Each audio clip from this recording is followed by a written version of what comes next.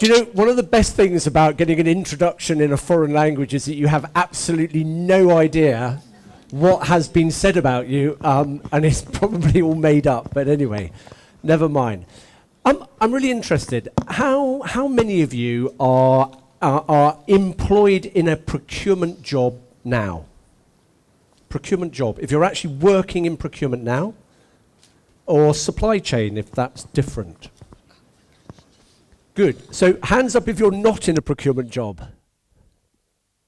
Are you at the right conference? Or I hope we're going to give you a good day. Now listen, I cannot help myself. We're going to play with LinkedIn, but the first thing we're going to do is we're going to do a conference selfie, and I'll tell you why later. So I want everyone to smile, please. Smile.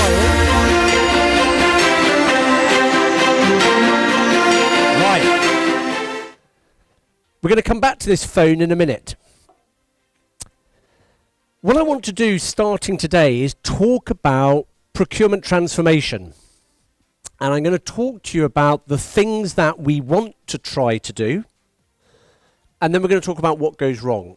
For those of you that are in procurement jobs, how many of you have been involved in some kind of change in the way that your business does procurement? Maybe new technology, new process, different organization? Keep your hands in the air if it was a complete success. Excellent. My presentation is not going to go flat. Do you know why it is? I'm going to tell you why. It's because we're all clever people. And we all do a really good job, and we all want to succeed. But things happen. Let's talk about that. Essentially, our job is really simple. We are really, really busy every day. And we decide that we want to change. And the thing that we want to change to is strategic sourcing, strategic category management, thinking about the company's needs, developing wonderful supply chains with solutions. And this is what happens. Someone decides the way to solve that is to go and buy some kind of software or tool. We're going to buy a procure to pay. We're going to buy a contract management system. We're going to buy something. And this is going to make everything we do fantastic. No, it doesn't. Why? Oh, okay. Let's come to that. Does everybody recognize a steam train, yeah? Do I tell you about the steam train? I'm English. I'm proud of steam trains. Maybe 150 years ago, this was the top end of technology. If you wanted to travel, this was as good as it got. It was fast. It was efficient. It was brilliant. How many of you would travel by a steam train today? No one. Why? Because they're messy, they're noisy, they're slow. They are bad for the environment. They're very beautiful to watch, but they're bad. Our procurement functions are like steam trains. I hate to tell you. And why are they like steam trains? Because they were set up to work the way that we used to work 10, 20, 30 years ago. We bought stuff. So we have processes, and we have paper, and we have triplicate, and we have approval, and we have sign-off for money. All of this is like a steam train. It's really slow. And you know it's slow because all the people that put your hand up for procurement, you do this every day. You want to buy something, someone has to sign it. You take it to the next person to sign it, who takes it to the next person. And then there's a contract, and then someone else has to sign it. Disaster. So what do? We think if we throw some money at it, and we spend about a year trying to do the transformation, and we get lots of people involved, and we buy some software, we will end up with a Tesla. We will transform our steam train into something that is brilliant today. An electric car, fully connected, incredibly fast, brilliant. But it doesn't happen, does it? What do we get? We get a steam-powered Tesla. And why? Because we keep all of the things that we used to do, because we like our processes of who has to sign it off, and we like our bits of paper, and we like the very simple way of working with suppliers. So we keep all of that. We buy a new piece of software which does brilliant procurement, and then just before we start it, we say to the software company, just before we go live, can you make it work like the way we used to do it? And you spend a year changing the tool, and then nothing works. So, here is the sole message I'm going to give you today. Changing procurement is not about buying a new tool, a new piece of software. It's actually about transforming ourselves, our capabilities as individuals, as to how we execute procurement. And I'm going to whiz through them. Quick question for you. How many of you are attending the workshop with me tomorrow morning? You lucky people, you're going to hear this all again. But we're going to go through it. We're going to go through it in detail then. But what I want to whiz is, right, category management. Who thinks they do category management? Wow. Come on. We buy stuff, right? Do we do category management? Not a single hand. Right, we're going to have a good workshop tomorrow. Well, why do we do category management? Look, it doesn't matter if you talk to SIPS or you talk to McKinsey. Category management is just a structured way of finding what you need. You know, if buying is, I'm going to go and buy this because I want to be able to change the slides. Category management is actually going all the way back to saying the business needs to run conferences. What do we need to be able to run conferences? And then working out all the things that we might need as a business to be able to do it, which might not involve buying one of these. It might involve hiring good people to run it for you. The thing about category management is, look, it doesn't matter what you call it or how you structure it. We basically establish what we need. We talk to the business to evolve the ideas as to how we could buy it. We make a decision, and then we execute on it. But there's a challenge. And I want you to look at this graph. Very simple graph. How much impact you can have on, say, cost,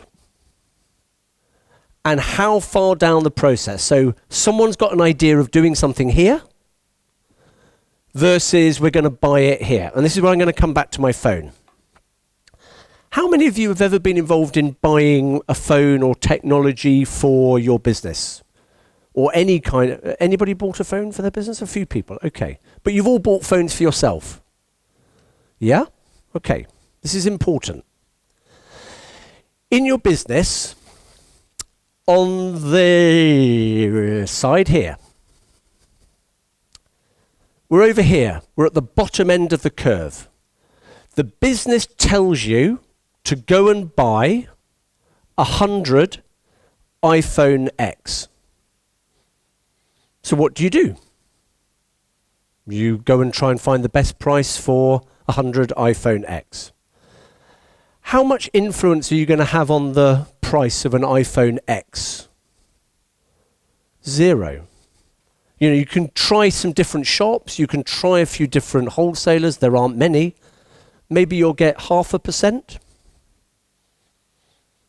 How many of you find yourselves in your business being told to go and buy something? There's smiles. A few people brave enough to put their hand up. Right, let's come all the way over to the other side here. We're right up here now. This is where the business says we need to communicate with our employees. We need to communicate. What are we going to buy? It depends on the requirement. Is the requirement the same if your employees are salesmen and women driving around in cars? Or if you're a farmer with farm workers? Or you are a miner with mine workers? Or maybe you're a police force with police radios? Is the way they communicate the same? Is an iPhone X good for farmers or miners? Is an iPhone X good for police? It is good for salespeople. So up here, we get the chance to decide what we want. It could be a phone, but there are lots of different phones. It could be a walkie-talkie. It might not be anything at all, because actually it's easier to use messengers. But here's the magic. If up here we have the chance to make a choice to influence what we need, we're not going to find ourselves all the way down here just trying to get a few little percentage savings on the price of a phone, because here we can make huge savings by sourcing the right thing. All of you, when you buy your own phone, you make the decision here. Contract length, type of phone, what kind of data, how many minutes, how many texts, and Lord, it's expensive in this country for mobile phones. You don't just go to the shop and buy what you're told to buy. So category management, which is actually the heart of what we do as procurement, is whether our businesses will allow us to operate here, or whether they simply tell us what to buy down here. Our job, all of us who are involved in procurement, is to get to there. And we're going to talk about that a lot tomorrow, about how we could do that. Okay, category management. There's a bit of a fib here.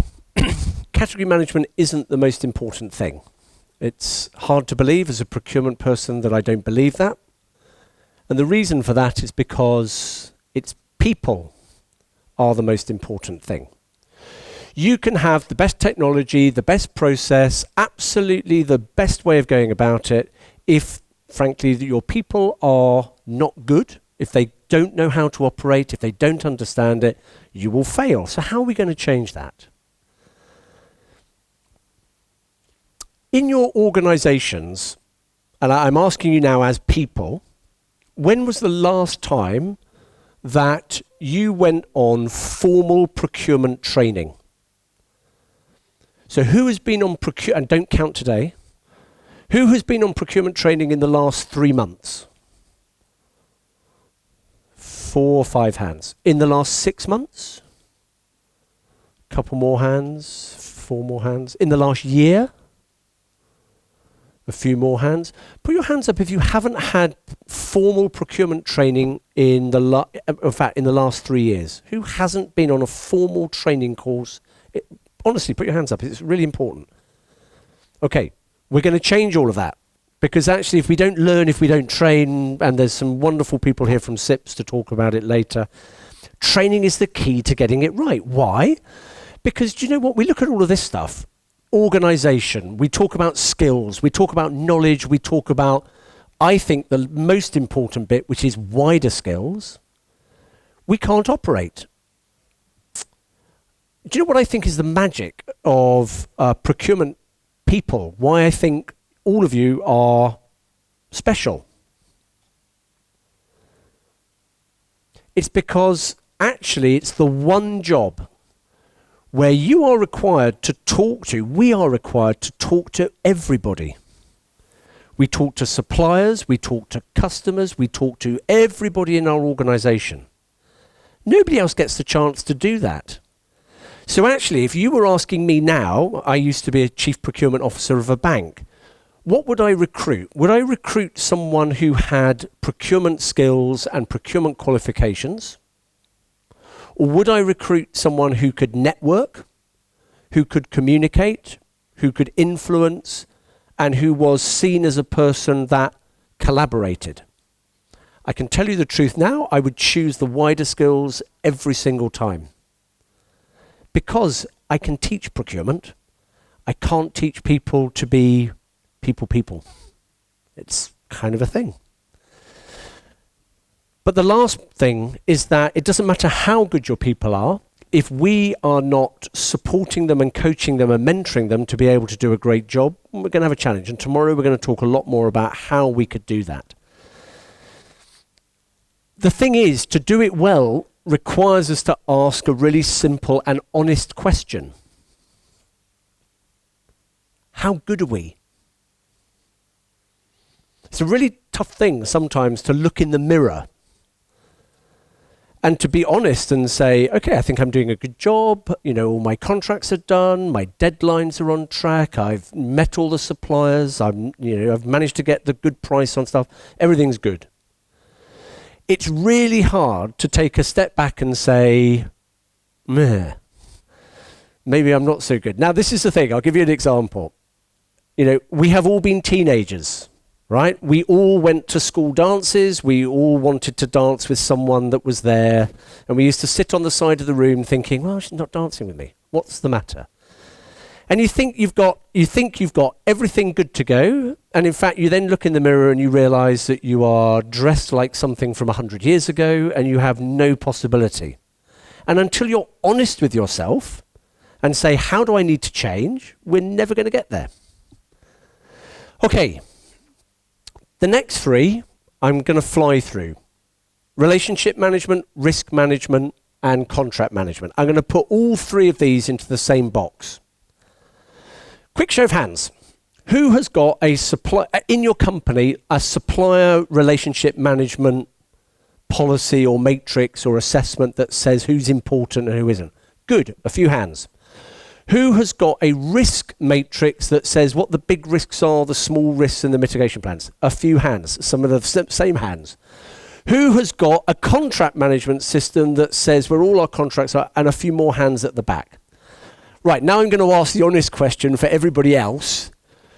For all three, who's got a piece of paper or an Excel document that was created about 10 years ago that is sent round every year for everyone to update, which you do when the third reminder comes, that then gets stored either in a drawer or on someone's hard drive and only gets appeared when there's a need for it? Contract being a great example.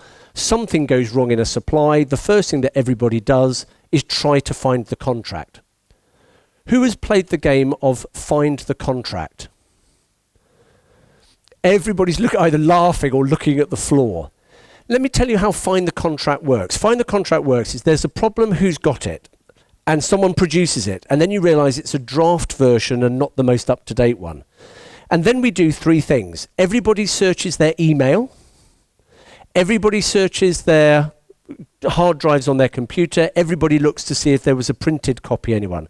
And this is the point where you realize that the person who did the contract has now left the company and their email has been archived and you can't find it.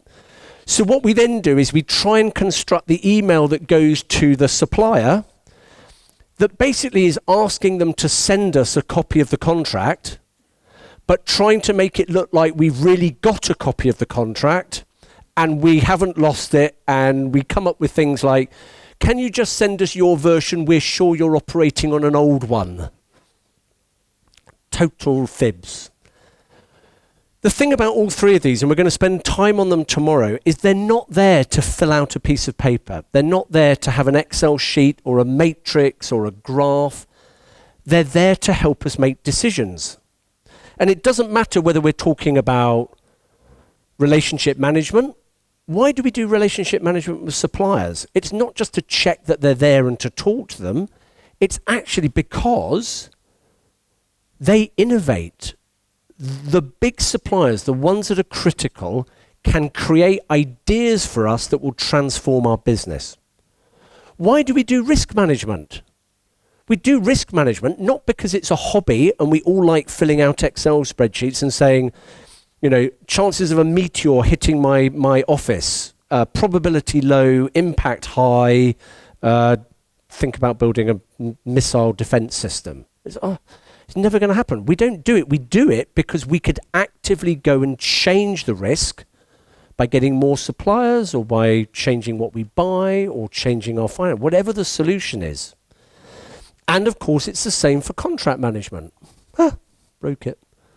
Why do we do contract? We do contract management because we want to make sure the relationship works.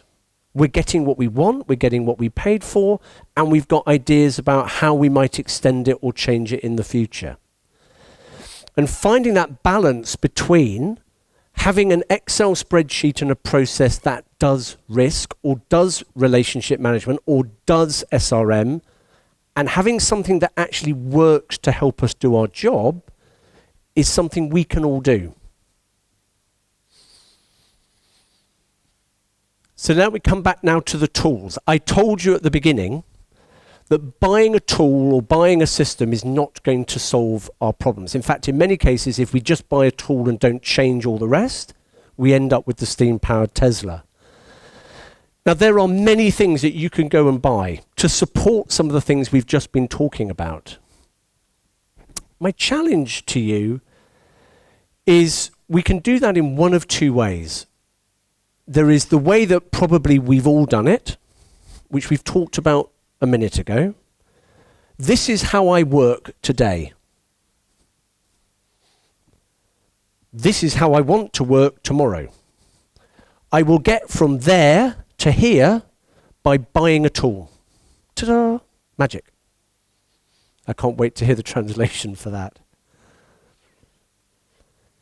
Or we can think about it, which is people who write software for procurement activity, like managing contracts, for doing relationship management, for running SRM, they're smart people. And they didn't just do it by making it up in their bedroom and writing a piece of software. Most of them have written it with hundreds of companies using it, and they've ended up with something that is just a good, generic way of working. So here's my question to you. Why wouldn't we just stop doing the way that we've done it before, buy the tool, and then do it the way the tool wants us to do it? Everyone's looking at me baffled. Let me give you an example. Who uses Amazon or Alibaba, or you have a local one? Rosenta. Come on, who's used this? Come on, be honest, tell me. Okay, let me just ask you a quick question. When you got Rosenta on your phone, before you started using it, did you send them an email? You know, Rosenta, the company, did you send them an email that said, I like this application, but just before I use it, I want it to be changed? Because what I want to do is I want to go to the shop, I want to buy the item, I want to put it in a bag, I want to pay for it, I want to put the bag in my car, and then I want to drive home. And your app just wants me to find it, press click, and it gets delivered to my house?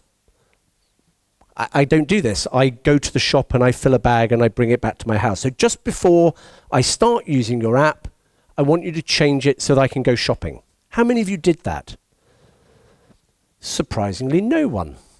Why? Because it's really good. It works. It stops us going to the shop. We buy something, it gets paid for. We can even see when it's going to get delivered, and it comes. It's exactly the same in our work. Don't try and change a tool to be what you used to do. Buy the tool and use it for what it does, just like you do with your home shopping. Because do you know what? Changing stuff is a challenge. There's really so much going on in our day jobs in terms of just problems or deadlines that trying to change always comes second because the pressure of what we do today is too big. My thinking is really simple, is that if we want to go from that steam-powered Tesla, or rather avoid the steam-powered Tesla, if we want to change from a steam train to a Tesla, don't try and put coal and water and a fire inside a car. Just buy the Tesla and plug it in, and then drive it. And it's really good. And the key is that with the right help and the right thinking, you're going to be able to achieve it. Tomorrow, we're going to spend some time thinking about some of the things that we could do to be able to do that. But for now, I just want to leave you that thought. Don't try and keep what you used to do. Think about what you want to be able to do. Find the way of doing it, and then make the change to that without keeping the old stuff.